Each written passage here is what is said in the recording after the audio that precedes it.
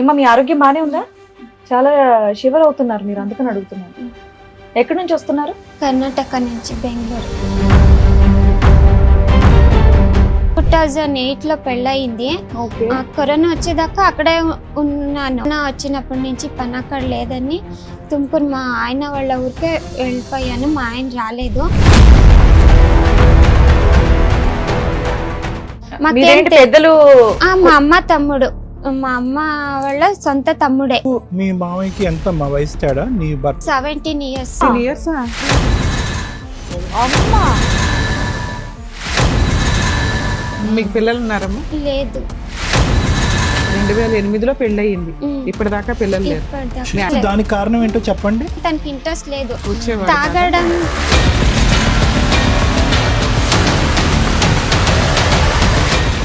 నమ్మరు, అది ఫీల్ అయిన వాళ్ళకి తెలుస్తుంది. తను సాయంత్రం వస్తాడంటే నాకు ఇత ఎండిపోయి నొప్పి స్టార్ట్ అయ్యి తను వస్తాడు ఇంటికి అని భయంతో ఏదో అయ్యేది, అది చెప్పుకోవడానికి రాదు. టెర్రర్ అంతే.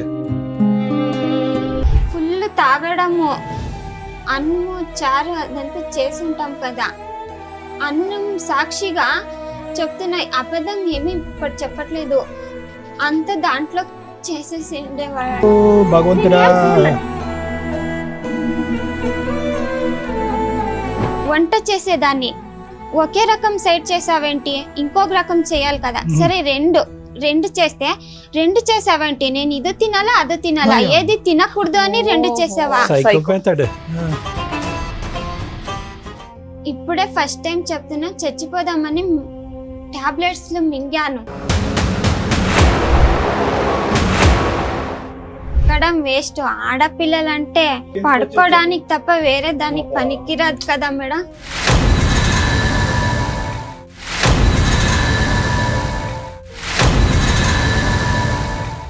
ఇవన్నీ మీ అమ్మకి తెలుసా అమ్మా? చెప్తే తను ఏమై భర్తను వదిలి రాకూడదు, అక్కడే ఉండాలి. సరే మీ పిన్నులు చచ్చిపోతే అక్కడే చచ్చిపోవాలి అంతే. అలా బ్యాడ్ గా మాట్లాడతారు సార్. ఎవరు లేరు, నేను మా అమ్మ ఇద్దరే ఉండేదని. మీ అమ్మ లేనప్పుడు నువ్వు ఫోన్ చేయి, మా భార్య లేనప్పుడు నేను ఫోన్ చేస్తానని అడుగుతారు.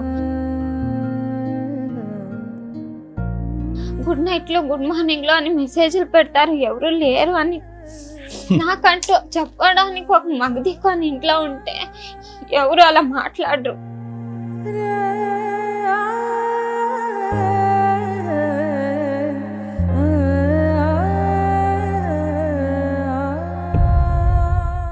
సార్, మేడం చంద్రిక గారిని ఒకసారి నేను స్టేజ్ మీద పిలుస్తాను. చంద్రిక గారు రండి. నమస్తే అండి, కూర్చోండి.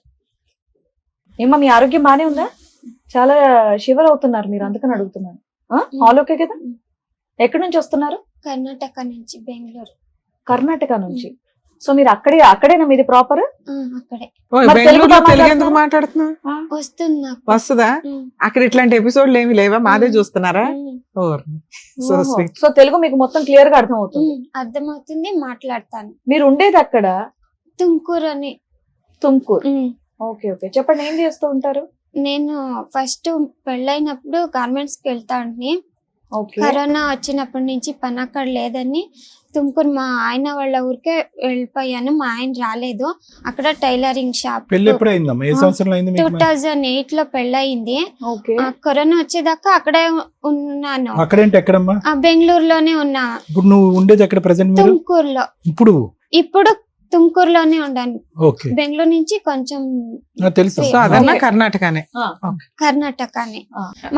పెద్దలు మా అమ్మ తమ్ముడు, మా అమ్మ వాళ్ళ సొంత తమ్ముడే. పెళ్లి చేశారు. తను పెళ్లికి ముందే పనికి పోయే వాళ్ళు కాదు, పెళ్లి చేసుకొని పోయారు. ఒక 3 నెలలు వాళ్ళ అక్క వాళ్ళ ఇంట్లోనే పెట్టుకున్నారు. తను పనికి పోలేదు. ఫస్ట్ నన్నే పంపించారు. అదేంటి పనే చేయనప్పుడు నిన్నిచ్చేలా పెళ్లి చేశారు అంటే మా అమ్మకు తెలీదు. ఫస్ట్ వ్యవసాయం చేస్తా ఉంటే అప్పుడు పని అయ్యలేదు. అక్కడ బెంగళూరులో పని చేస్తానని వెళ్ళిపోయారు. మా అమ్మ అనుకుంది అక్కడ పని చేస్తా ఉండారు అనుకున్నారు, కానీ పని చేయట్లేదు. సొంత తమ్ముడే కదా మీ మమ్మీకి? సొంత తమ్ముడే. పని చేస్తున్నాడో లేదో కూడా ఏమి తెలీదు. అంటే పెళ్లికి ఒక 4 సంవత్సరాల ముందు ఎంగేజ్మెంట్ అయ్యింది. మా తాతగారు చనిపోయారు, అప్పుడు పెళ్లి ఆపేశారు. ఎవరికి 15 ఎంగేజ్మెంట్ రోజులు. అయిందమ్మా? నాకు మా ఆయనకేనే అతనికి నీకు మీ పెళ్లికి 2008 అంటే కనుక 2004లోనే ఎంగేజ్మెంట్ అయింది. 4-5లోనే ఎంగేజ్మెంట్ అయ్యింది.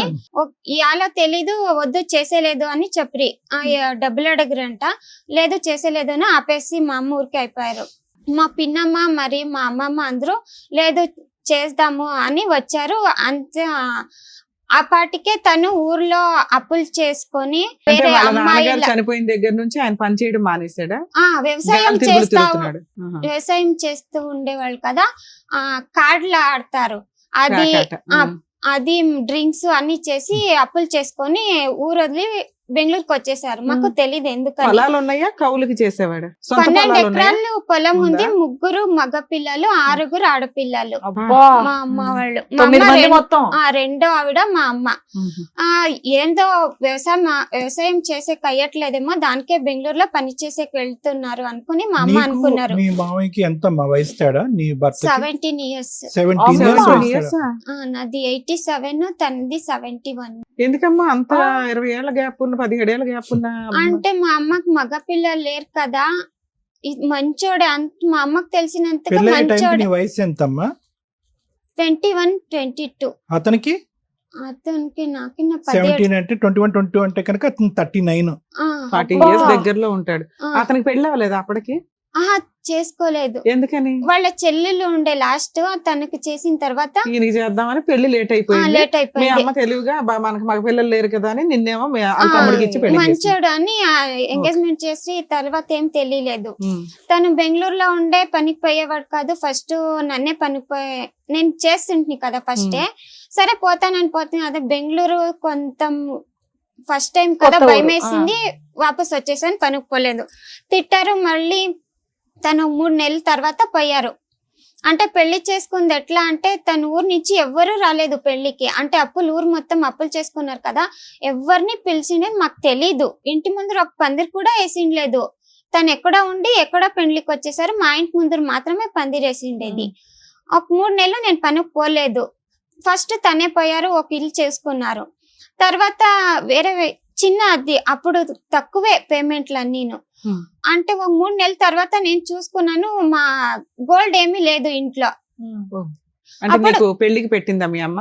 పెట్టిండేది. ఎన్ని తులాలు పెట్టిందమ్మా? ఎన్ని గ్రాములు? చైన్లు అవి చిన్నవే. చూసుకుంటే ఇంట్లో లేవు. మా నాన్నకి చెప్పాను, మా నాన్న వచ్చి చూసారు. సరే అంతా పెట్టిండేవన్నీ ఇప్పించేసి తీసుకొని పోయారు. వద్దమ్మా నువ్వు పనికి పో, ఇంట్లో ఉంటే ఇలా అవుతుంది కదా అని. సరే నేనే పనికి పోతానని నేను పనికి పోయాను. మా ఆయన అప్పటికి తను సంపాదించిందంతా తాగడానికి మాత్రమే అయితా ఉంది. మీకు పిల్లలు ఉన్నారమ్మా? లేదు. 2008లో పెళ్ళయింది. ఇప్పటిదాకా పిల్లలు లేరు. ఇప్పటిదాకా మీ ఆయనతో కలిసే ఉన్నావా? కరోనా వచ్చేదాకా కలిసే ఉన్నాను. ఒక 5 ఏళ్ల నుంచి విడిగా ఉంటున్నావా? వాళ్ళ ఊరికి వచ్చేసాను నేను. అప్పుడు నేనే పనికి సో కరోనా అంటే 20 అమ్మా. సో 2008 అంటే కనుక 12 సంవత్సరాలు మీ కాపురంలో, 14 సంవత్సరాలు 14 సంవత్సరాల కాపురంలో పిల్లలు లేరా? అసలు దానికి కారణం ఏంటో చెప్పండి. ఏంటి అంటే అంటే తను భార్య భర్తలు తాగడం కలయిక లేదా, లేదంటే శారీరక సమస్యలు ఏమైనా ఉన్నాయా? లేదు కలిసే వాళ్ళం గానీ తనకు ప్రాబ్లమో నాకు ప్రాబ్లమో తెలీదు. హాస్పిటల్కి వెళ్దామంటే తనకి ఇంట్రెస్ట్ లేదు. వచ్చేవాడు తాగడం రోజు తాగేవాడమ్మా? 24 hours 24 hours అదే అంటే తాగటం కాదు, స్విమ్మింగ్ చేసేవాడు. మీ అమ్మకు బుద్ధి వచ్చిందా? అయిపోయింది కదా తల్లి. తమ్ముడు మంచోడని ఎలా అనుకుంటదమ్మా మీ అమ్మ? నాకు తెలియక అడుగుతాను. మేడం కూడా కోపం వచ్చింది, రమ్య మేడం కూడా. తమ్ముడు మంచోడని ఎలా కట్టబెట్టింది నీకు? నువ్వన్నా నో చెప్పాలి కదా. అమ్మ మామయ్య తాగుతున్నట్టు అనిపిస్తున్నాడు, మామయ్య పద్ధతి చేసుకోవాలంతే. మా అమ్మకి తెలిసినంత తాగడం లేదు. ఎందుకు తెలీదమ్మా? స్థిరత్వం ఉందా, ఒక వ్యవహారం ఉందా, ఒక పద్ధతి ఉందా? ఆ మాత్రం తెలీదా తమ్ముడి గురించి? వాడు నిలకడైన మనిషా కాదనేది. ఊరికి వెళ్తూ సరే మీ అమ్మకి తెలీదు. మిగతా వాడు పెద్ద సర్కిల్ కదమ్మా మీది. 9 మంది ఉన్నారు మిగతా. ఇంకా వాళ్ళు అంతా దాపెట్టేశారు. అది కాదులే లెక్క ఏంటంటే కనుక ఇలా తాగి తిరిగి వ్యవహారం లేనటువంటి వాళ్ళకి పెళ్లి చేసి ఒక ఆడపిల్లని బక్కరాలాగా కూర్చోపెడితే వాళ్ళ జీవితాలు బాగుపడతాయని ఒక లెక్క ఉందిలే, ఒక పనికిరాని లెక్క. దాని గురించి నేను త్వరగా చెప్తాను. నీలాంటి ఆడపిల్లల జీవితం అక్కడే నాశనం అయిపోయింది. చెప్పు. నేనే చూసుకునేదాన్ని. గొడవ పెట్టారు, అంతా ఇదే చూసుకుంటుంది, డబ్బులు ఇస్తా లేదు. సరే నీకే ఇస్తాను, నువ్వే చూసుకోమన్నాను. ఒక 3 నెలల తర్వాత అడిగాను, ఇద్దరిది శాలరీ వస్తుంది, నేను 3 నెలలు చూసుకున్నాను, నా శాలరీలో మొత్తం నీట్ గా అయిపోతుంది, నీదేం చేస్తా ఉండవని అడిగాను. ఇద్దరు షేర్ అయిపోతుంది. అది ఎట్లా అయిపోతుంది? నేను ఒక్కదాన్నే చూసుకున్నాను, ఇద్దరిది కలిపేలా అవుతుందని నేను ఇవ్వడం ఆపేశాను. సుమారుగా ఎంతమ్మా? ఎంత నీ శాలరీ ఎంత అతనిది ఎంత? అప్పుడు నువ్వేం చేస్తే ఆ శాలరీ వచ్చి గార్మెంట్స్ పోతా ఉండి 4,000 అప్పుడు 2018 okay what ever it is అప్పుడు ఎంతమ్మా 4 to 4,000 అంతే. అతను అలాంటి ఫ్యాక్టరీకే పోయేవాడు సెక్యూరిటీ నీది 4 అతనిది తనది నాకు ఒక 500 ఎక్కువ వచ్చేది అతనిది వచ్చేది కాదు నీది ఖర్చు అయిపోయేది ఓకే రైట్ ఇచ్చేది ఆయన ఖర్చు పెట్టేసుకునేవాడు తాగడానికి తిరగడానికి ప్యాకెట్లు కూడా ఇవ్వడం ఆపేశాను.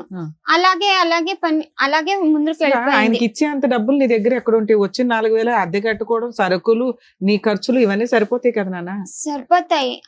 అప్పుడు గొడవ పెట్టాడు, నేను ఇచ్చేలేదు, అంతే అయిపోతుందని ఆపేశాను.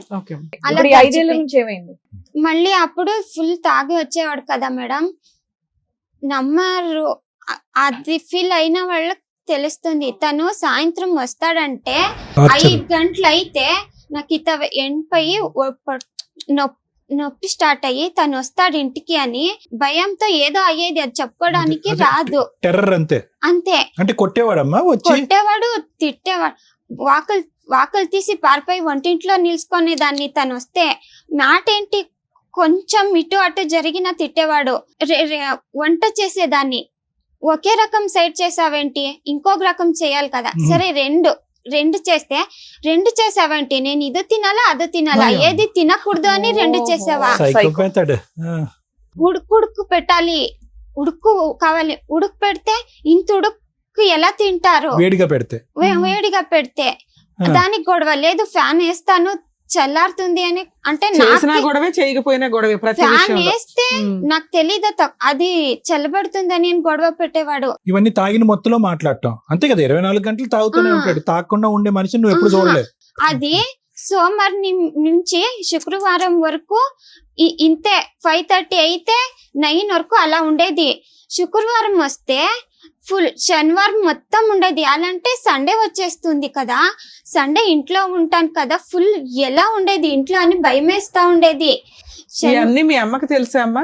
చెప్తే తను ఏమై భర్తను వదిలి రాకూడదు, అక్కడే ఉండాలి, అక్కడే చచ్చిపోవాలి అంతే, మగోడిని వదిలి రాకూడదు అంతే.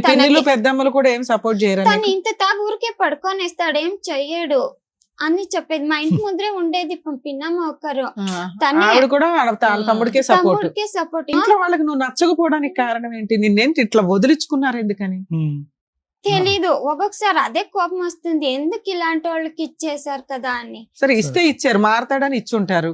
అబ్బాయి ఇలా ఎవ్రీడే క్రూయల్ గా ఉంటే నిన్ను కాపాడుకోవాలి కదమ్మా. మీ అమ్మ మీ పెద్దమ్మలు వచ్చేది కూర్చొనేది, నేను చెప్పినప్పుడు తన ముఖం నా ముఖం చూసేది, వెళ్ళిపోయేది అంతే.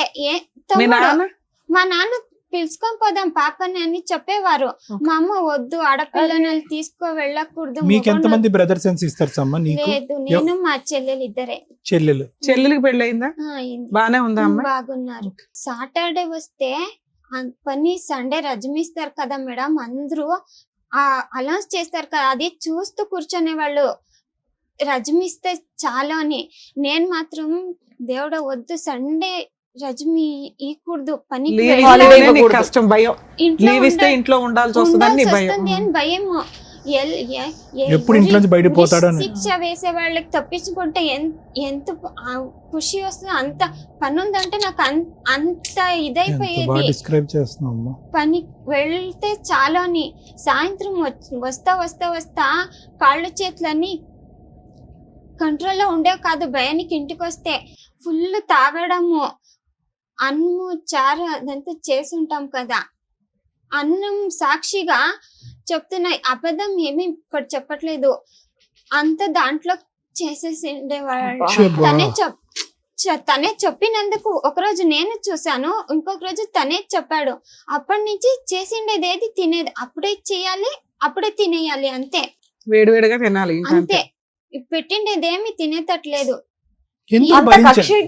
ఎందుకు భరించావమ్మా?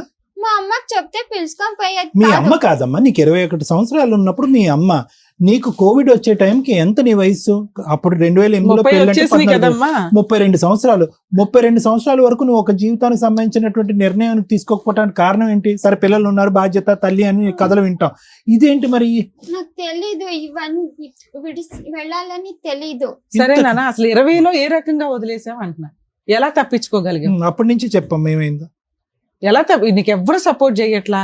అప్పుడు ఎవరు సపోర్ట్ చేశారు? ఎలా బయటకు వచ్చు? కరోనా వచ్చింది కదా, 45 days ఇంట్లోనే ఉన్నాను. అప్పుడు తాగడం లేదు కానీ కరెక్ట్ గా ఉండాల. ఇల్లు మొత్తం ఏది అటు ఇటు కొంచెం కూడా ఏం మిస్ అయ్యేటట్లేదు. అప్పుడు ఉన్నప్పుడు ఒకసారి మా అమ్మకు తెలుసో తెలీదో, ఇప్పుడే ఫస్ట్ టైం చెప్తున్నా, చచ్చిపోదామని టాబ్లెట్స్ మింగాను. మా అమ్మకు తెలీదు, ఇదే ఫస్ట్ టైం ఇక్కడే చెప్తున్నాను. తను ఎక్కడికో వెళ్ళిపోయాడు, సండే టైం అది. కొంచెం కొంచెం ఉంది నాకు జ్ఞానము. పడుకోపోయాను, నీకు జ్ఞానం వచ్చేసరికి వాష్రూమ్ లో పడుకోపోయాను. ఆ టాబ్లెట్స్ మింగినప్పటి నుంచి నాకు ఇక్కడి నుంచి ఇక్కడికి కాళ్ళు ఏదో నొప్పి వస్తుంది. అది ఎందుకు వస్తుందో నాకు తెలీదు. ఆ టాబ్లెట్ మింగినప్పటి నుంచి నాకు ఈ ప్రాబ్లం స్టార్ట్ అయ్యింది. రైట్ లెగ్ రెండు కాళ్ళును స్పర్శ తెలియట్లేదా? స్పర్శ తెలుస్తుంది, అదేమో నొప్పి వస్తుంది. ఆ నొప్పి చెప్పుకోవడానికి రాదు నాకు. అది నొప్పి కాదు, ఊరికే ఉండడానికి. సరే అమ్మా, ఎన్ని కష్టాల్లో నువ్వు ఎలా బయటపడ్డావు అది చెప్పు. ఇప్పుడు 3 సార్లు అడిగాను, ఎలా బయటపడ్డావు? కరోనా వచ్చింది కదా, పని నాకు లేదు, ప్రైవేట్ జాబ్ కదా. సరే మా అమ్మకు చెప్పాను ఏం చేసేది అంటే, మా పిన్నం వాళ్ళు ఏం చెప్పారు, లేదు టైలరింగ్ బట్టలు మిషన్ కుట్టడం వస్తుంది కదా, పార్లర్ కొంచెం నేర్చుకొని బట్టలు కుట్టడం నేర్చుకుంటే ఊరికే వెళ్ళిపోవచ్చు కదా అని చెప్పారు. అప్పుడు ఒక 15 రోజులు 20 రోజులు మా అమ్మ వాళ్ళ ఇంట్లో ఉన్నాను. తర్వాత వాళ్ళ ఊరికే వెళ్ళిపోయాను. రెంట్ హౌస్ ఫస్ట్ పోలేదు, 1 year వాళ్ళ చెల్లెలు. ఇప్పుడు నేనున్న ఊరు నుంచి ఒక ఊరు కొంత దూరం. అక్కడికి రాలేదా? చేయలేదు, వచ్చేవాళ్ళు చూసేవాళ్ళు వెళ్ళిపోయేవారు అంతే. వాళ్ళ ఇంట్లో 1 సంవత్సరం ఉండి పార్లర్ పని నేర్చుకున్నాను. కానీ నాకు కొంచెం ప్రాబ్లం ఉండడం పార్లర్ రాలేదు. బట్టలు కుట్టడం నేర్చుకొని వాళ్ళ ఊర్లోనే ఒక అద్దె ఇల్లు తీసుకొని అంగడి మిషన్ కుట్టడం స్టార్ట్ చేశాను. నా జీవితం నేను చూసుకుంటాను. ఇప్పుడు ఏమైపోయిందంటే, వాళ్ళు పొలం 3 ఎకరాలు ఉంది కదా, పెళ్లికి ముందరే అమ్మేశాడంట వాళ్ళ అక్కకి. ఆయన వాటా అమ్మేశాడు. తాగడానికి అప్పులన్నీ చేసేసారు కదా, 2 ఎకరాలు రాసి ఇచ్చారంట. ఒక ఎకరం మాత్రం ఉంది. వాళ్ళ అక్క ఇప్పుడు వచ్చి సైన్ లేపించుకొని ఏదేదో చేసుకుంటా ఉంది. మా మావయ్య పెళ్లికి ముందే చెప్పాలి కదా, వీడి ఇలాంటి. నేనెందుకు చెప్పాలి? మా పిన్నమ్మ అడిగితే తెలుసా, మీ తాతయ్య ఇప్పుడు ఆస్తి రాయించుకున్న మా మావయ్య కాదు, మా చిన్న మావయ్య, మా భర్త వాళ్ళ తమ్ముడిని అడిగితే నేనెందుకు చెప్పాలి? మా పిన్నమ్మ అడిగితే, నువ్వు పెళ్లికి ముందే చెప్పాలి కదా, ఇలాంటి అప్పులు చేశాడు, అమ్మాయిల వెనుక తిరిగేవాడు అని చెప్పాలి. మీ అమ్మ చెప్పొద్దంది, అందుకే నేను చెప్పలేదు. మీ అమ్మే చెప్పొద్దు. మా అమ్మకి మీ అమ్మ చెప్పొద్దా, మా అమ్మకు అమ్మే కదా చెప్పొద్దండి, అందుకే నేను చెప్పలేదు అని చెప్తున్నారు. ఇప్పుడు మా చిన్నమావయ్య ఏమంటే, వాళ్ళకి 2 ఎకరాలు రాసి ఇచ్చేస్తాను, మీకేం లేదు, ఎక్కడని పోండి అని చెప్తా ఉంటారు. రాసిస్తా అంటున్నాడా? మాకు రాసి వాళ్ళు అమ్మేశారు కదా, వాళ్ళకి రాసిస్తారంట. మిగతాది మా ఆయన అమ్ముకోవడానికి హెల్ప్ చేస్తారంట. చేసుకో అన్నారు. 5 ఏళ్ల నుంచి నువ్వు బయట ఉంటున్నావు. నువ్వు సూసైడ్ చేసుకున్నప్పుడు ఎవరు కాపాడారు నిన్ను? ఇంట్లోనే ఉన్నాను కదా, తక్కువైందేమో టాబ్లెట్, ఇంకో 4 వేసుకుని ఉంటే పోయింది. మా ఆయన వచ్చేసరికి సరిపోయాను. ఆయన వచ్చే టైంకి లేచిపోయి కూర్చుంది, భయపడి బతికేసింది. ఏం టాబ్లెట్లు అమ్మా అవి? అంత స్పాంటేనియస్ గా లేచా? సన్నగా ఉంటుంది, నేను 36 అంతే ఉండింది. ఎవరో చెప్పారు లావ్ అవుతారని, ఆ టాబ్లెట్ తీసుకుంటా ఉండి. సో ఎక్కువ టాబ్లెట్లు మింగే కొద్ది లావ్ అయ్యి ఉంటావే? లేదు, ఆ టాబ్లెట్ మింగాను. లావ్ అవుతా తెచ్చుకున్న టాబ్లెట్లన్నీ ఒకేసారి వేసేసుకున్నావు. ఓవర్ డోస్ లో చచ్చిపోతామని నీ ఫీలింగ్. కానీ మీ ఆయన వచ్చేసరికి భయపడిపోయి లేచిపోయి బతికేసావు, అంతేనా? సూపర్ నాన్న, బతకడం చాలా అవసరం. బ్రతకడం వేస్ట్. ఆడపిల్లలంటే సరే, ఈ రోజు ఇక్కడికి ఎందుకు వచ్చావు? తప్ప వేరే దానికి పనికిరాదు కదా మేడం. అవన్నీ కాదులే అమ్మా. మా ఆంటీ అంటుంది, లేదు సంసారం చేయలేదు, దానికే పిల్లలు లేరు అని ఒకరు అంటారు. మా చిన్నమావిని అడిగితే, లేదు తను వదిలేసింది కదా, అదెవరో మా అన్న ఎవరో, మా అన్న నేనే చూసుకుంటా ఉన్నాను, తనకేం లేదు ఇక్కడ అంటారు. ఇక్కడికి ఎందుకు వచ్చావు? నీకు 2 ఎకరాలు ఎకరం ఇప్పించాలా, లేకపోతే ఎందుకు వచ్చావు? నేను బ్రతకడానికి ఏదో ఒక ఆధారం కావాలి. నీతో పాటు ఎవరైనా వచ్చారు? మా అమ్మ వచ్చి. కాదు, మీ అమ్మ మీద ఇంత ఎలిగేషన్ పెట్టావు, మీ అమ్మ నిన్ను ఇక్కడ తీసుకొచ్చిందా? నేను మా అమ్మ ఇప్పుడు మా నాన్న లేదు, చనిపోయారు. మేమిద్దరే ఉండేది. మీ అమ్మని పిలిస్తే వచ్చిందా ఇక్కడ నీకు తోడు రమ్మంటే? మేమిద్దరే ఉన్నాం కదా. ఎప్పటి నుంచి మీ ఇద్దరు ఉంటున్నారు? కరోనా తర్వాత 3 సంవత్సరాల నుంచి. 3 సంవత్సరాల నుంచి నువ్వు కొంచెం సెటిల్ అవ్వగానే మీ అమ్మ నీ దగ్గరకు వచ్చేసి ఇక్కడ తీసుకుని వచ్చిందే మా అమ్మ. నువ్వు ఎక్కడెక్కడ ఉండకూడదు, సరిగ్గా లేదు కదా ప్రపంచం, నువ్వు అక్కడే ఉండు, వీళ్ళంతా నీకు హెల్ప్ చేస్తారని పిలుచుకొని పోతే వాళ్ళందరూ ఏం సరే, help పోనీ. మీ చేయట్లేదు. మమ్మీతో మాట్లాడదాం, మీ అమ్మగారితో మాట్లాడదాం, రండి. మీ పేరేంటండి? విజయలక్ష్మి గారు. 17 ఏళ్ళ తేడా ఉన్న అబ్బాయినిచ్చి చేయడం ఒకటి, దానికి తోడు ఆ అబ్బాయి ఉద్యోగం చేయడం అన్న విషయం తెలుసు, పచ్చి తాగుబోతని తెలుసు. మీ సొంత కూతురేనా? కాదు, ఆ? నాకి ఆ విషయం తెలీదు. ఎందుకంటే మాది మా మా మా తండ్రి వేరే ఊరు. కాదమ్మా, నీ కూతురు సరే కాదు, నీకు తెలియదు, కాదు. పెళ్లి చేసావు, మీ అమ్మాయిని రోజు తాగి వచ్చి ఆ రకంగా బాత్రూమ్ లో పడి దొల్లుతున్నాడు అతను. నువ్వు ఏ రోజు పిల్లని కాపాడాలని ఎందుకు అనుకోలేదు? ఎందుకు అనుకోలేదు అంటే మాది పెద్ద ఫ్యామిలీ, మానము మర్యాద నిడిసి మా అమ్మ, మా చెల్లాండ్లు, నా తమ్ముడు దాసిండారు. ఈ విషయం తెలియాలా, మా పిల్లలకు వస్తే అంతా చెప్తారు ఊర్లో వాళ్ళు. కాదమ్మా, మీ అమ్మాయి అయితే చెప్పింది కదా, మా ఆయన ఇట్లా ఉన్నాడమ్మా, మేము మీ తమ్ముడు నన్ను కాపాడు అని ఆ పిల్ల అడిగింది కదమ్మా. అప్పుడెందుకు నువ్వు మీ ఆయన పిల్లని తెచ్చుకోలేదు? ఎట్లా అయిపోయింది, ఏం చేసేది? అమ్మ వచ్చాయమ్మా అంటే ఈ పాపతో అడుగుతాయి, ఈ పాపను అడిగితే ఈ పాప అమ్మ వచ్చి నేను ఏం చేయాలమ్మా, మాన మర్యాద ఉంటుందమ్మా, ఈడు తాగి రోడ్లంతా నువ్వు అడిగావా? మీ అమ్మాయి అడిగిందంటే అప్పుడు అడగలేదు, వస్తానంటే వద్దని చెప్పే.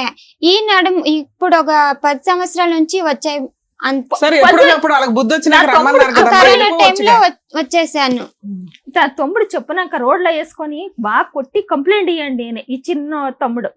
మేము అట్లా చేస్తే పెండ్లయ్యి అయిపోయింది 9 ఏళ్ళు, ఇప్పుడు చేస్తే ఏం చేసేది అని ఊరికే వానికి పొయ్యి బుద్ధి చెప్పొస్తా అంటే అంటా ఉండే. కాదమ్మా, ఇన్నేళ్ళు వాళ్ళకి పిల్లలు లేరంటే మీరు ఏదో ఒకటి అన్నా చూసుకోవాలి కదా. పిల్ల పరిస్థితి ఇలా ఉంది, ఆయన పరిస్థితి అలా ఉంది, కొన్ని విడాకులన్నీ ఇప్పించేయాలి అంత ఇబ్బందులు ఉన్నప్పుడు. అదే మానము మర్యాద ఏం మానం మర్యాద మా పిల్ల జీవితం కన్నా ఇట్లయిపోయా.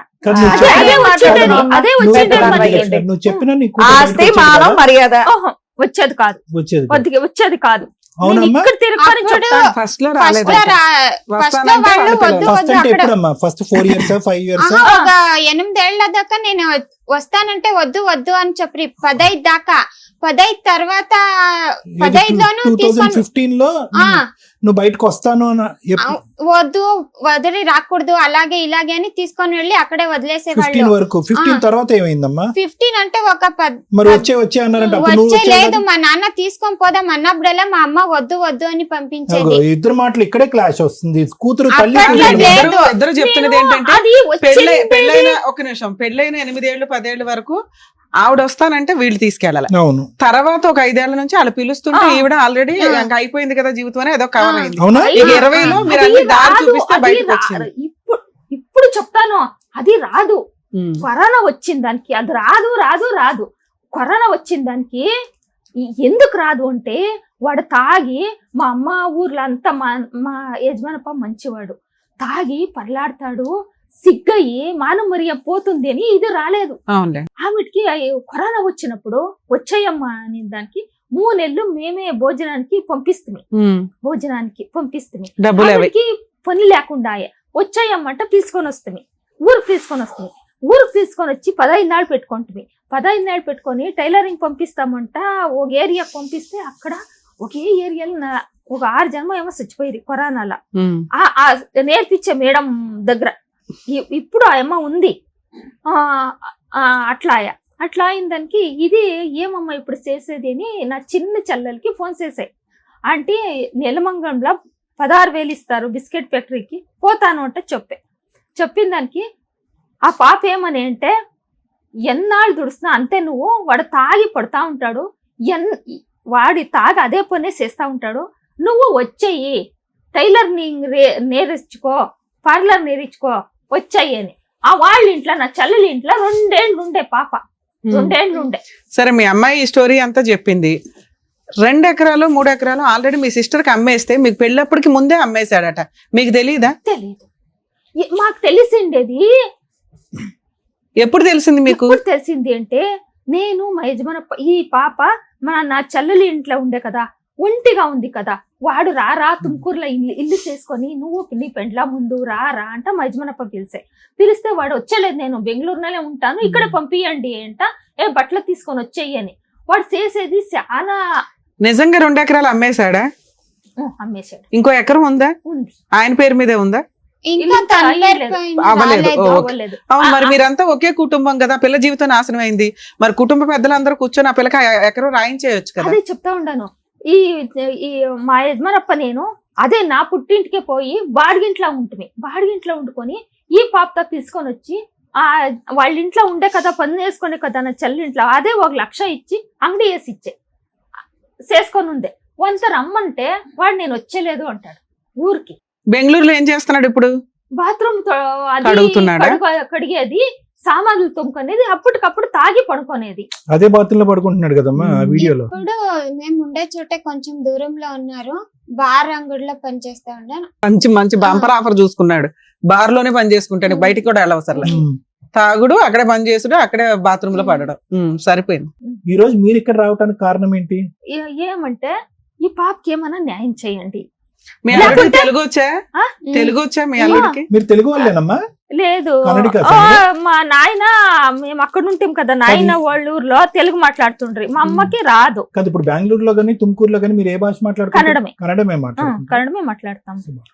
బాగా సో మీకు రాదు ఏదైనా మాకు. న్యాయం కావాలని ఇక్కడ దాకా వచ్చారు. ఓకే, న్యాయం కావాలని వచ్చాము.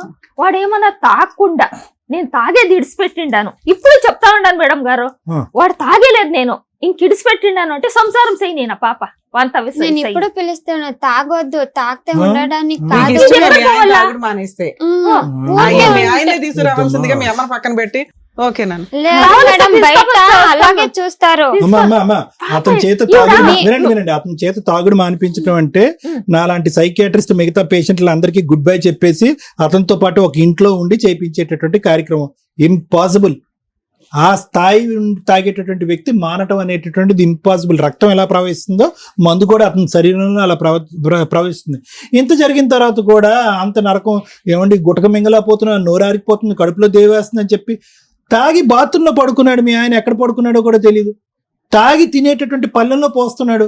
అలాంటి వ్యక్తిని ఈ రోజు మార్చేయమని చెప్పి వేదికను అడుగుతున్నావా? మేడం గారు, అయ్యో రామా. వాడు ఇంట్లో పోయి స్టవ్ దగ్గర పోయి ఏమంట్లా ఉచ్చేకొస్తా ఉంటాడు. వాడు ఎక్కడ పోయాడమ్మా? బాత్రూంలో తప్ప అన్ని చోట్ల పోస్తాడు వాడు. ఇంకా బాగా వస్తే మళ్ళీ ఇస్తావా మీ అమ్మాయిని? అప్పుడు వీళ్ళు ఇంట్లో పెళ్లి ఉన్నప్పుడు. చేసి 14 రోజులు ఉంటాయి. మీరు నన్ను ఏమన్నా తిట్టండి, నా చెల్లెలి పోతే ఇది ఇల్లు కదా, ఇడిది అది వాసులు కదా, అక్కడ ఎవరు నీళ్లు కూడా మా ఇంట్లో తాగేవాళ్ళు నేను కాదు. రెండు భోజనం వాళ్ళ చేసి అక్క లేదు.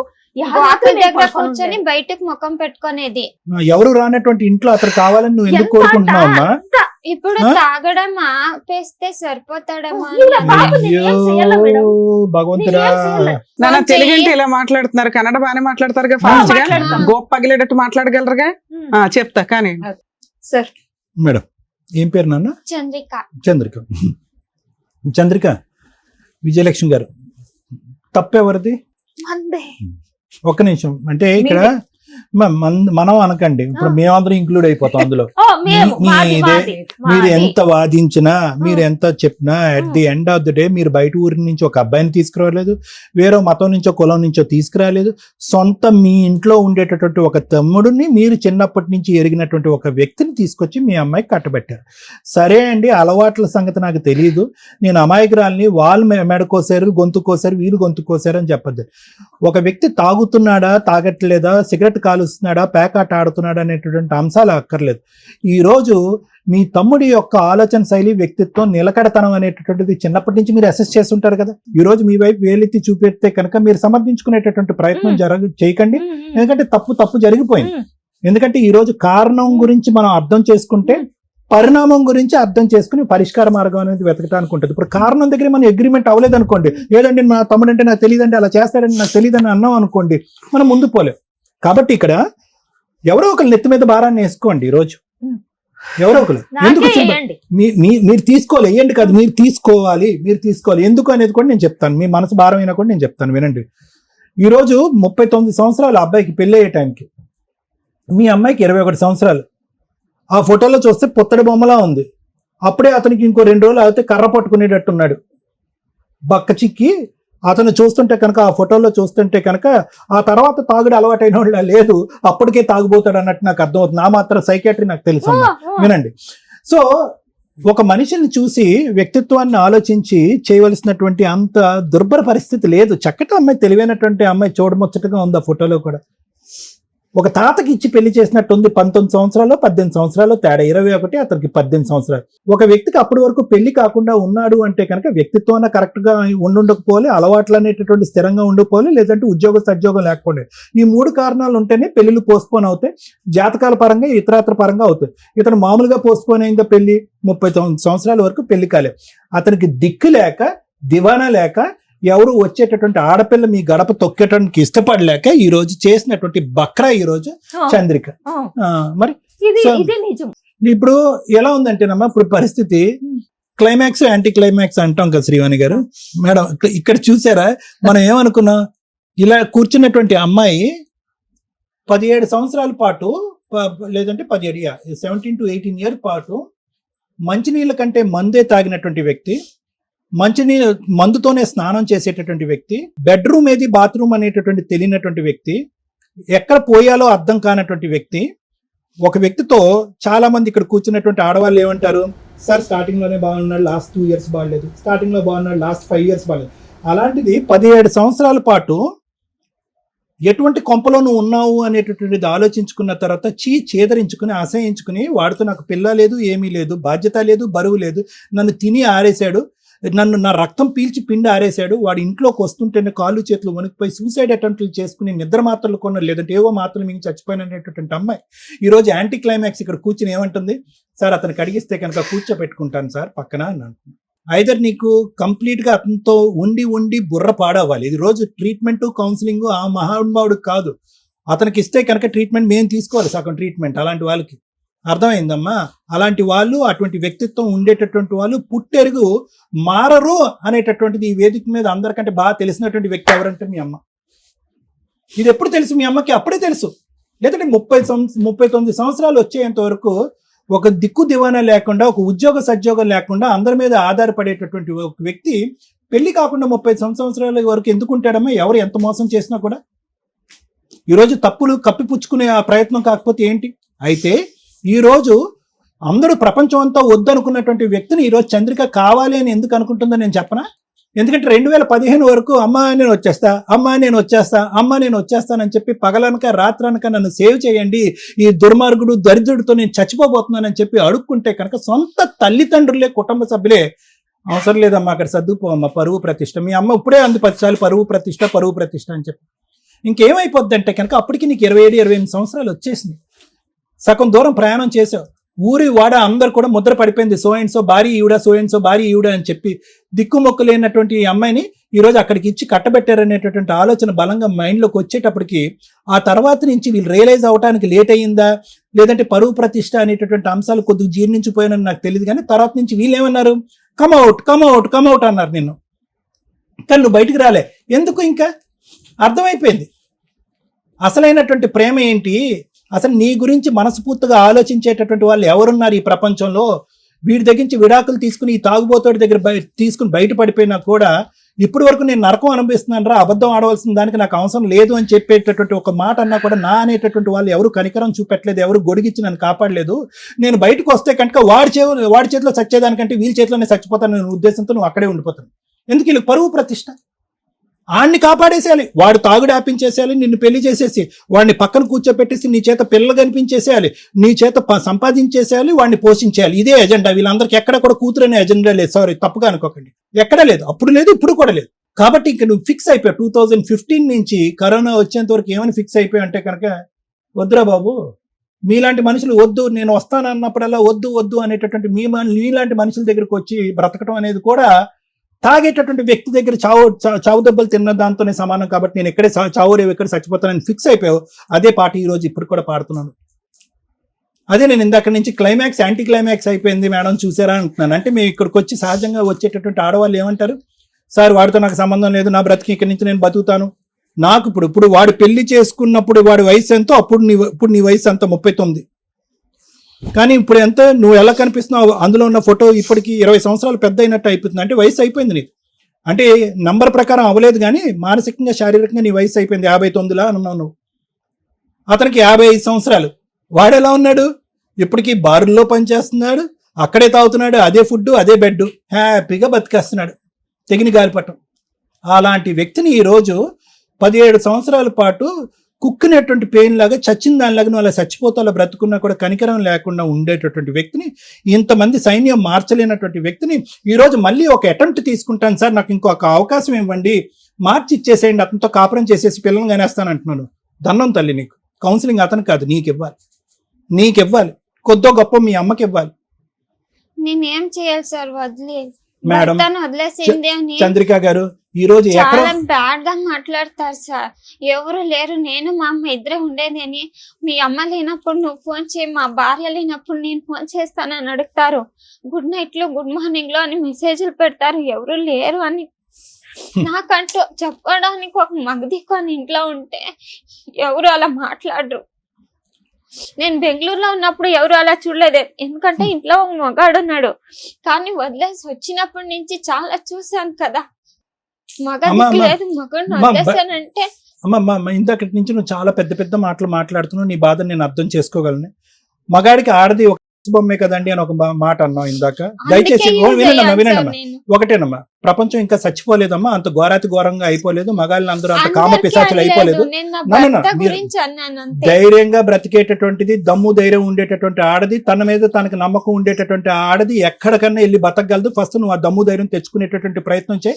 ఎవడైనా కూడా వచ్చి ఆ మాట అంటే కనుక 4 కత్తిరితో కట్ చేద్ది. కానీ అవన్నీ మాటలు పక్కన పెట్టమ్మా. ఈ రోజు వీడేదో ఇందాక నువ్వు ఒక మాట అన్నావు తెలుసా, ఎక్కడో టచ్ అయింది తెలుసా మాట. ఏమన్నా ఉరిశిక్ష అయిపోయేటటువంటి ఒక వ్యక్తికి ఒక రోజు ముందు నీకు ఉరిశిక్ష క్యాన్సిల్ అయింది అనేటటువంటి మాట ఎంత తీయగా, ఎంత హ్యాపీగా, ఎంత ఆనందంగా అనిపిస్తుందో.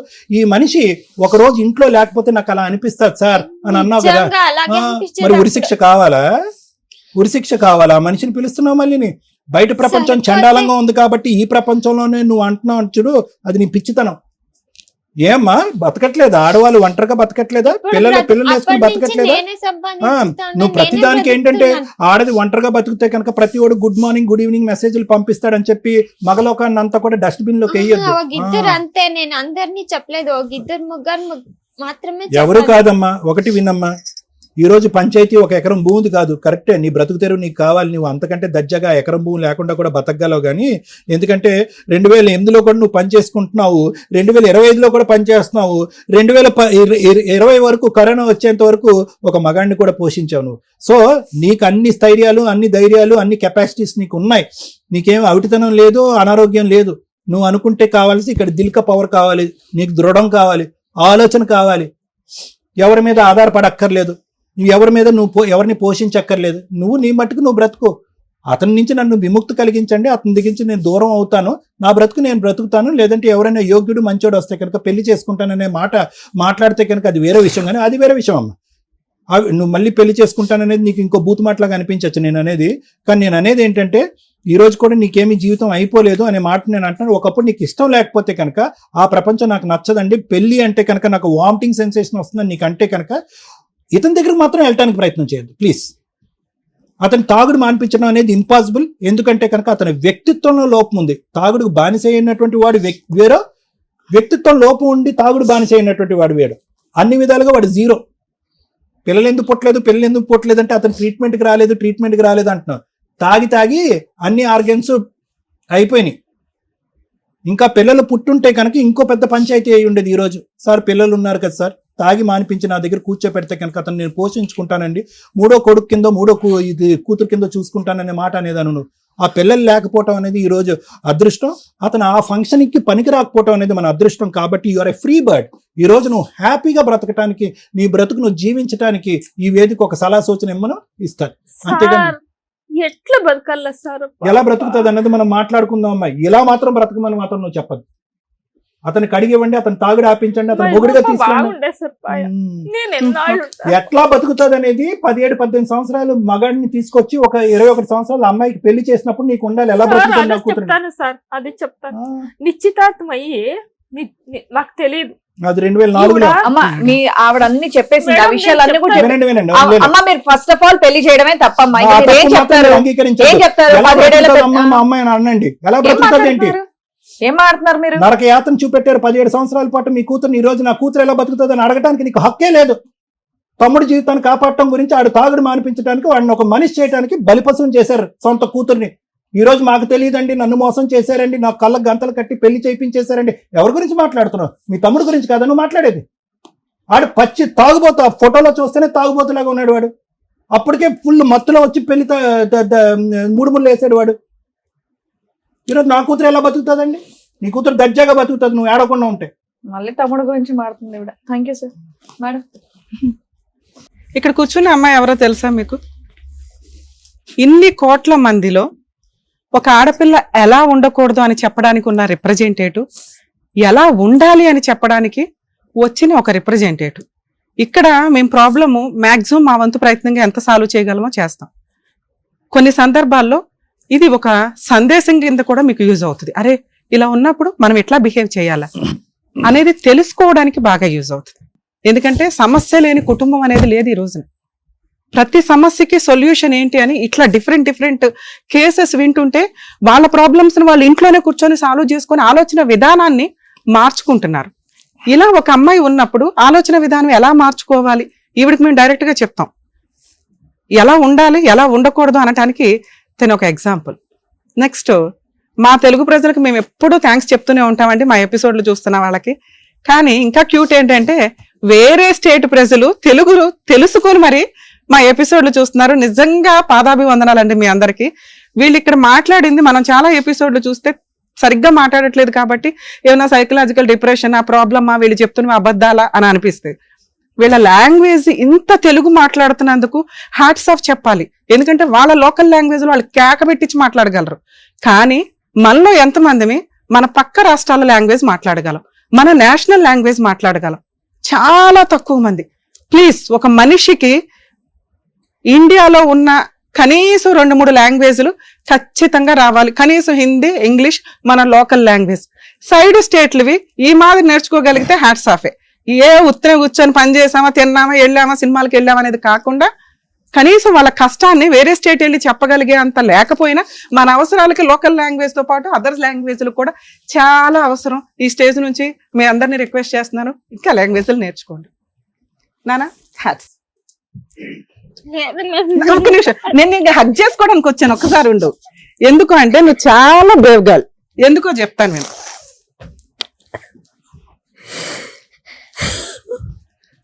ఒక స్త్రీ ఏం కావాలి, ఏం నేర్చుకుంటున్నారు? పర్ఫెక్ట్ మార్క్స్ ఆ అమ్మాయికి ఎక్కడ పడుతున్నాయి అంటే ఒక పనికి మాలిన తాగుబోతు భర్తని మాక్సిమం భరించింది. ఎవరి కోసం? సొసైటీ కోసం, చుట్టాల కోసం, పరువు కోసం. మనకి హ్యాంగింగ్ చేస్తే అది రిలాక్సేషన్ వస్తే ఎంత హ్యాపీ వస్తుందో ఎవ్రీడే ఆ అమ్మాయి అలాంటి ఒక సిచ్యుయేషన్ ని ఫీల్ అవుతూ కూడా నరకం పడుతుంది అంటే సొసైటీకి ఆ అమ్మాయి ఇస్తున్న రెస్పెక్ట్. ఇది మాక్సిమం నేను చాలా మంది లేడీస్ దగ్గర నుంచి అడుగుతాను. బరి తెగిచ్చి క్యారెక్టర్లెస్ అవ్వద్దు. ఆ అమ్మాయి ఒక తాగుబోతు భర్తని మార్చుకోవడానికి, భరించటానికి మాక్సిమం ప్రయత్నించింది. ఒక్కసారి పెళ్ళైతే కాపురాలు నిలబెట్టుకోవడానికి మాక్సిమం ప్రయత్నించండి. మరి అమ్మాయి నరకం పడింది కదా మేడం, అమ్మాయిని ఎందుకు అప్రిషియేట్ చేస్తున్నారు? నరకంలో నుంచి ఆ అమ్మాయిని ఎవరో కాపాడలా.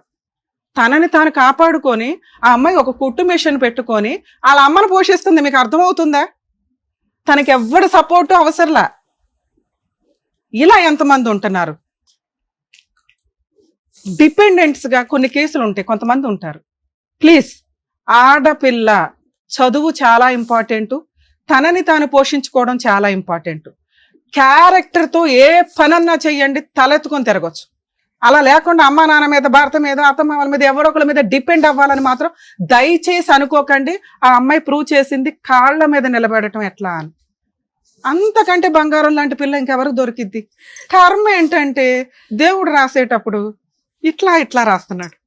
అర్హత లేనోడికేమో బంగారం లాంటి పిల్లలు, మంచి అబ్బాయిలు ఉంటారు, వాళ్ళకేమో సినిమా చూపించేసే అమ్మాయిలు. ఏం చెయ్యాలి మేము ఇక్కడ?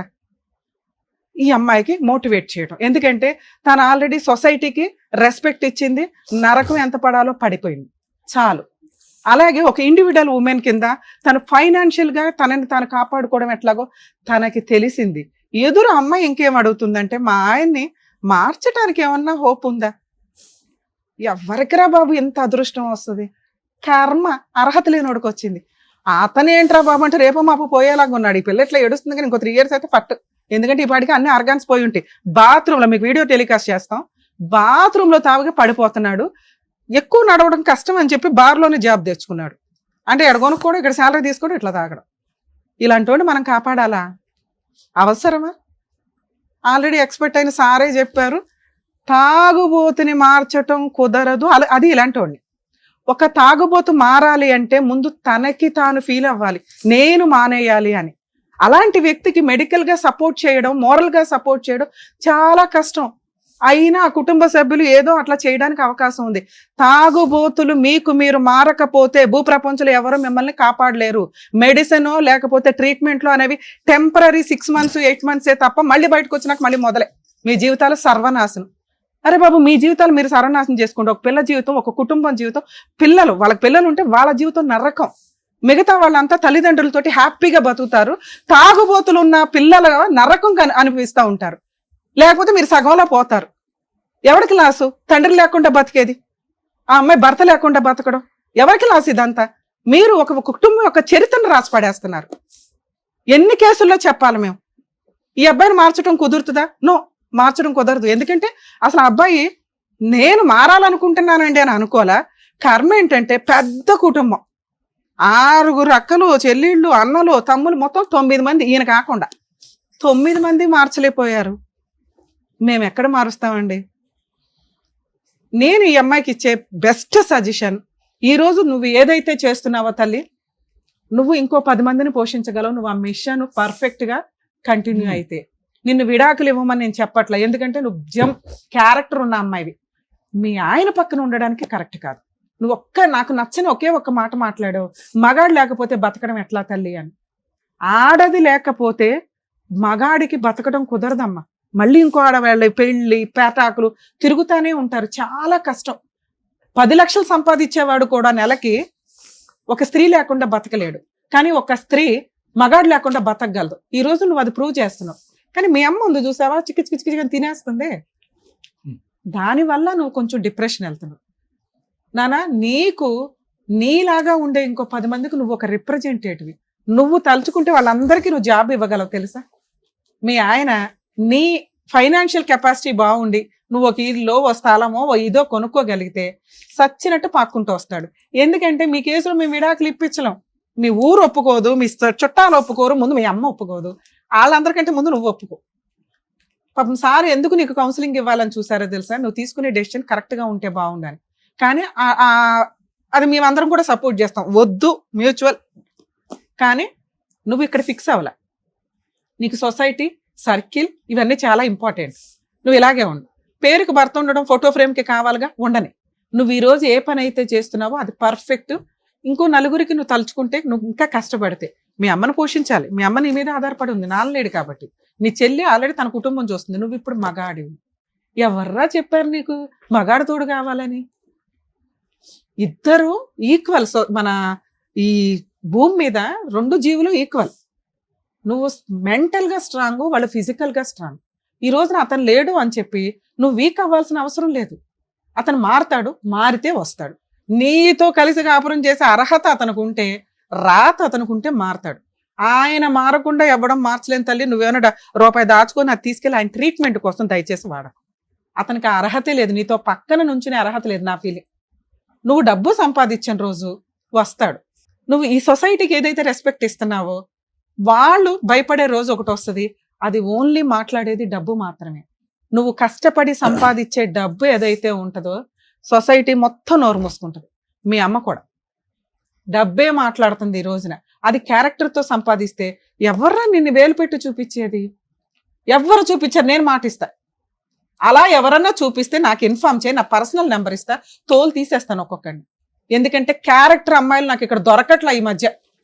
ప్రతి ఒక్కళ్ళు సమస్య వస్తే ఎవరినో ఒకరిని తగులుకోవడం, ఏలుకోవడం, చాలా మంది అలాగే ఉన్నారు. ఇలా క్యారెక్టర్ ఉన్న అమ్మాయిలు ఎవ్వరూ తగ్గొద్దండి. ఎందుకంటే మిమ్మల్ని ఎవరు అన్నారండి? ఎవరంటే కుక్కలు వాక్కున్నాయని వాళ్ళ గురించి మీరు ఎట్లా మీ క్యారెక్టర్ని నమ్ముకోలేరుగా. పర్ఫెక్ట్గా వెళ్తున్న అమ్మాయిని ఎవరన్నా వాగినా కూడా వాళ్ళ నోరే కాంపు, వాళ్ళ దేవుడు చూసుకుంటాడు. మీరు పర్ఫెక్ట్గా క్యారెక్టర్ తోటి మీరు కష్టపడి మీ మీద ఆధారపడిన వాళ్ళని నిలబెట్టుకోండి. మీరు దేవతలతో సమానం అమ్మా. ఎక్కడి నుంచో ఎవరు ఎందుకు రావాలా? అర్థమవుతుందా? ఇప్పుడు నీకు కావాల్సింది ఏంటి? సరే, ఎంతైనా మనం మనుషులుగా 17 ఏళ్ళు నరకం పడ్డావు, 15 ఏళ్ళు మూడు ఎకరాల పొలం ఉందని చెప్పి ఆశ చూపించారు. మీ ఆయన మీద డైవర్స్ కేసు వద్దు, 498 వద్దు, డొమెస్టిక్ వైలెన్స్ వద్దు, ఎందుకంటే ఏమి యూజులు, ఏదో ఆయన మనం పోషించాల్సిన పరిస్థితి. మీ ఆయన కూడా నీకు వద్దు, నీకు విడాకులు వద్దు, ఎందుకంటే ఒక మగాడిని చూసావు చాలు. ఇప్పుడు సెకండ్ మ్యారేజ్ చేసుకుని మళ్ళీ ఏదో ఒక అవసరం అయితే లేదు. నువ్వు బతకగలవని నీకు అర్థం. ఏం చేయాలి మరి? ఎకరం ఉంది చూసావా, ఒకే ఒక్క కేసు నాన్న. మీ లాంగ్వేజ్ నాకు తెలియదు కాబట్టి, ఎందుకంటే ఒకప్పుడు మేము చెన్నై, బెంగళూరు కూడా వెళ్ళేవాళ్ళం. ఇప్పుడు లోకల్ లాంగ్వేజ్ కి చాలా ఇంపార్టెంట్. మన తెలుగు వాళ్ళలో అంత ఇది ఉండదు. ఎవరైనా వచ్చి ఇక్కడ ప్రాక్టీస్ చేసి వెళ్తారు. వేరే స్టేట్లలో వేరే స్టేట్ అడ్వకేట్స్ ని ఎంటర్టైనే చేయరు. వాళ్ళ లోకల్ లాంగ్వేజ్ తోటే ఆర్గ్యుమెంట్స్ ఉంటాయి, లోకల్ లాంగ్వేజ్ తోటే పిటిషన్లు వేయడం ఉంటాయి. మనం ఏంటంటే ఇంగ్లీష్ మెయింటైన్ చేస్తాం. ఓకే, నేషనల్ లాంగ్వేజ్ అన్ని చోట్లకి ఇంగ్లీష్ యూజ్ అవుతుంది కాబట్టి ఇప్పుడు నేను దాని మీద డిస్కషన్ పెట్టట్లా. మీరు లోకల్ ఒక అడ్వకేట్ ని పెట్టుకొని డొమెస్టిక్ వైలెన్స్ కేసు అని ఉంటాయి. ఇండియా మొత్తం ఒకటేలా డివిసి కేసు అంటారు. నేను రాసిస్తాను మీకు. అందులో 1 acre ప్రాపర్టీ వారసత్వంగా వచ్చిన ఆస్తి ఇంకా మీ తాత పేరు మీద ఉండి ఉంటుంది, అంటే మీ మాంగారి పేరు మీద. దాన్ని ఇంజెక్షన్ ఆర్డర్ తీసుకునే రైట్స్ నీకు ఉంటాయి. ఎప్పటిదాకా మీ ఆయనకి ఏదైనా అయితే ఆ షేర్ నీకు వస్తుంది, ఓకేనా? లేదా అటాచ్మెంట్ చేసుకొని అందులో మంత్లీ మెయింటెనెన్స్ అడగొచ్చు. ఇక్కడ మేము మీ ఆయనతో మాట్లాడినా ఆయన కాన్షియస్ లో ఉండడు, తెలియదు. ప్రాపర్టీ బయటకు పోకుండా చూసుకోవడం మన బాధ్యత. ఒకే ఒక్క పిటిషన్ చాలా తక్కువ ఫీజుతో అవుతుంది. అసలు ఫ్రీ అడ్వకేట్ కూడా దొరుకుతారు మీకు సఖీ కేంద్రాలకు వెళ్తే. పేపర్స్ ఏమైనా తెచ్చారా? అది ఏమి ఇవ్వలేదు. పోలీస్ స్టేషన్ లో పెట్టారా? కాదు, లాయర్ ని పెట్టి తను అమ్మకుండా ఇంకా తన పేరు మీద రాలేదు కదా, అలాగే ఆపేయండి అని ఒక కేసు పెట్టాము. ఆయన ఇప్పుడు ఏమంటే ఈ 2 ఎకరాలు వాళ్ళ అక్క రాసిపించుకుంది కదా, ఆ లాయర్ ఏం చెప్తా ఉండారంటే అది తన పేరు మీద రాని నీకు చేపిస్తానంటారు, కానీ తను సైన్ ఏదేదో పేపర్లు కానీ వేసేసారు మా ఆయన వాళ్ళ అక్కకి. అవి చెల్లవు నీ పర్మిషన్ లేకుండా. ఈ కేసులు మెయిన్ గా ఈ కేసులు ఎందుకంటే మీరంతా ఒక చుట్టాలు, పెళ్ళప్పుడు 3 ఎకరాలు ఉన్నాయని చెప్పి ఇప్పుడు అప్పులు ఉన్నాయని చెప్పి సొంతోళ్లే రాయించుకున్నారు. అర్థమవుతుందా? అది ముందే చెప్పాలి, అంటే నిన్ను చీట్ చేసినట్టు లెక్క.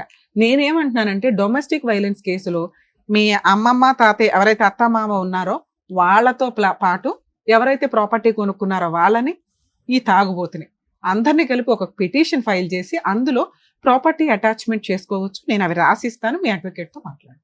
సో 100% ఆ ప్రాపర్టీ అట్లా హోల్డ్ అయ్యి ఉంటుంది. మీ హస్బెండ్ తదనంతరం ఎలా తీసుకోవాలో తెలుసు, లేదా ఈ కోర్టు చుట్టూ తిరుగుతున్నందుకు వాళ్ళు ఖచ్చితంగా మీతో సెటిల్మెంట్కి వస్తారు. నా రిక్వెస్ట్ ఏంటంటే నువ్వు ధైర్యం కోల్పోవద్దు. నువ్వు ఈ రోజు ఏదైతే ఉన్నావో అది పర్ఫెక్ట్. అడుక్కో అవసరం భర్త కావాలి, ఎందుకంటే అడికి అర్హతే లేదు నాన్న. మాకు అర్థం అవుతుంది, నీకు అర్థం కావట్లేదు. నాయన అమ్మ ಎಷ್ಟು కష్టపడతాయి అమ్మ, ఎంత బాధపడతా ఉండవు అమ్మా. మీ అమ్మాయి చెప్తాను మేడం, ఎంత బాధపడతా ఉండవమ్మా నువ్వు.